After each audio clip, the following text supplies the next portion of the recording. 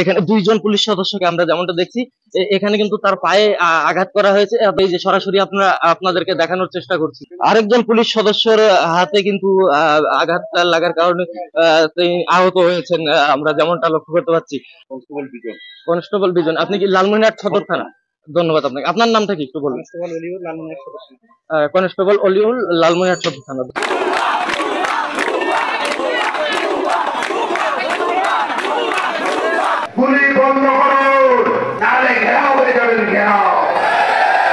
দর্শক, আমরা কিন্তু দেখানোর চেষ্টা করেছিলাম লালমনিরহাট জেলায় যে আজকে প্রাণকেন্দ্র মিশন মোড় চত্বরটি রয়েছিল, সেখান থেকে কিন্তু আপনাদেরকে সরাসরি দেখিয়েছি। এখানে কিন্তু পুলিশ সদস্যদের উপর ইট পাটকেল ছুড়েছিল এবং পুলিশ সদস্যরা কিন্তু আহত হয়েছিল লালমনিরহাট মিশন মোড় এলাকা থেকে, যেমনটা আপনাদেরকে দেখিয়েছিলাম।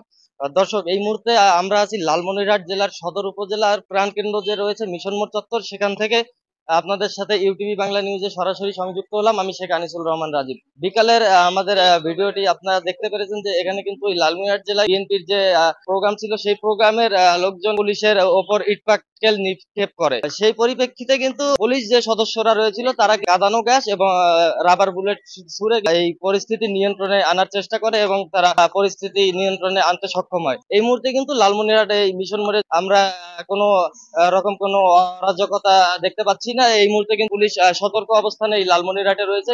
পুলিশের দখলে কিন্তু এই মুহূর্তে লালমনিরহাট মিশন মোড় পুরোপুরি দখলে নিয়েছে পুলিশ। আপনাদেরকে একটা বিষয় জানিয়ে দেওয়া কি দর্শক, আজকে আনুমানিক বিকাল 6:30 কিন্তু এই মিশন মোড় চত্বরে পুলিশের উপর বিএনপির যে নেতাকর্মীরা ছিল তারা কিন্তু পুলিশের উপর ইট পাটকেল নিক্ষেপ করে এবং এতে বেশ কয়েকজন পুলিশ সদস্য আহত হয়। পরবর্তীতে পুলিশ সদস্যরা কিন্তু টিয়ার সেল নিক্ষেপ করে পরিস্থিতি নিয়ন্ত্রণে আনে।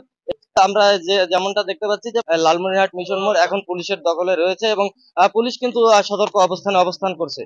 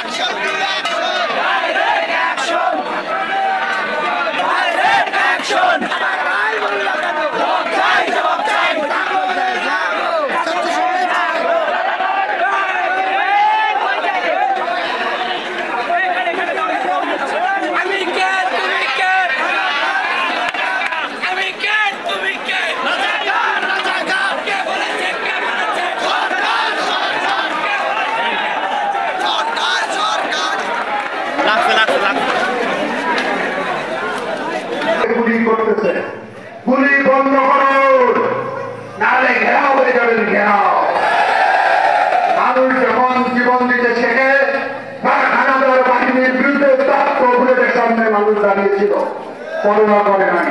গ্রেফতার বন্ধ রাখেন, বাংলাদেশের লোক জনগণ আপনাদেরকে গ্রেফতার করবে। এটাতে কিভাবে খুশি উঠেছে, এটা শুধু কোরআন আন্দোলনই হয় নাই, মানুষের দীর্ঘদিনের পুঞ্জীবিত খুনের পরিপ্রকাশ ঘটেছে। সেই কারণে মানুষের এত জ্বালা, এত যন্ত্রণা, এত বিক্ষোভ। যখন জীবন দেয় তখন আর কিছু দেওয়ার বাকি থাকে না।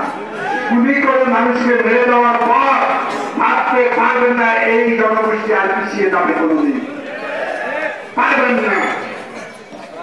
আগামী দিনের আমার প্রিয় ভবিষ্যৎ ছাত্র ছাত্রীদের আমরা আমাদের পক্ষ থেকে গভীর অভিনন্দন, শুভেচ্ছা জানাচ্ছি, সাহস দিচ্ছি।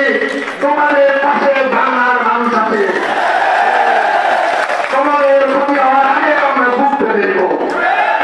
সুতরাং আমাদের সন্তানদের ক্ষতি হোক, তাদের জীবন হানি হোক, এটা আমরা করতে দিতে পারি। তাদের যে ইট পাটকেল এবং এই যে তাদের যে হামলা, এই হামলায় কিন্তু এই দুইজন পুলিশ সদস্য কিন্তু আহত হয়েছে আমরা দেখলাম। আমরা এই মুহূর্তে আছি মিশন মোড়ে, এখানে কিন্তু পুলিশ সতর্ক অবস্থানে রয়েছে। দর্শক, এখানে যে কোনো পরিস্থিতি তারা মোকাবেলায় কিন্তু সতর্ক অবস্থানে রয়েছে। তাদের উপরে কিন্তু ইট পাটকেল মেরে হামলা করা হয় এবং দুইজন পুলিশ সদস্যকে কিন্তু এখানে আহত করা হয়েছে। একজনের পা দিয়ে রক্ত এবং একজনের হাতে এখানে হামলা, তাদের হামলায় তাদের যে ইট পাটকেল মেরে যে হামলা করা হয়েছে সেই হামলায় কিন্তু তারা এই দুইজন পুলিশ সদস্যকে আমরা এই পর্যন্ত আহত এবং একজনকে এখানে দেখতে পাচ্ছি যে তাকেও হয়তো বা আহত করা হয়েছে। আমরা যেমনটা দেখতে পাচ্ছি, আমরা দেখতে পাচ্ছি যে নজরুল নামের এক পুলিশ সদস্যকে কিন্তু আহত করা হচ্ছে, তিনি কিন্তু বরফ মাখছেন এবং তার গলায় আমরা দেখতে পাচ্ছি যে রক্ত বের হচ্ছে। এখানে একটু বরফ দেন, এই যে রক্ত বের হচ্ছে এখানে, এই যে আপনার গলায় গলায় এই যে হ্যাঁ, হ্যাঁ। দর্শক, এই মুহূর্তে কিন্তু লালমনিরহাটে থমথমে পরিস্থিতি আমরা যেমনটা লক্ষ্য করতে পারছি। আপনারা কিন্তু দেখতে পাচ্ছেন এখানে কিন্তু পুলিশ সদস্যকে আহত করা হয়েছে, আমরা যেমনটা দেখছি।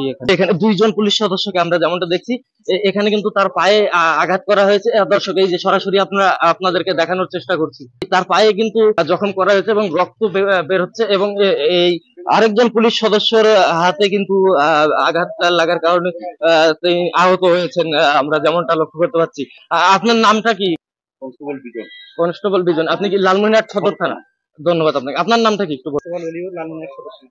কনস্টেবল অলিউল, লালমনিরহাট সদর থানা। এই মুহূর্তে কিন্তু লালমনিরহাট এই যে মিশন মোড় পুলিশের দখলে রয়েছে এবং পরিস্থিতি স্বাভাবিক রয়েছে, আমরা যেমনটা দেখতে পাচ্ছি। আমরা কিন্তু আজকে বিকেলে সরাসরি দেখানোর চেষ্টা করেছি, এখানে কিন্তু এই বিএনপি নেতারা কিন্তু ইট পাটকেল ছুড়ে কয়েকজন পুলিশ সদস্য কিন্তু আহত হয় এবং লালমনিরহাট সদর থানার আমাদের তথ্য মতে আমরা জানিয়েছিলাম লালমনিরহাট যে সদর থানাটি রয়েছে সেই সদর থানার দুইজন কনস্টেবল এবং নজরুল নামে একজন এসআই সহ তারা আহত হয়েছে এবং আপনাদেরকে সরাসরি দেখিয়েছি।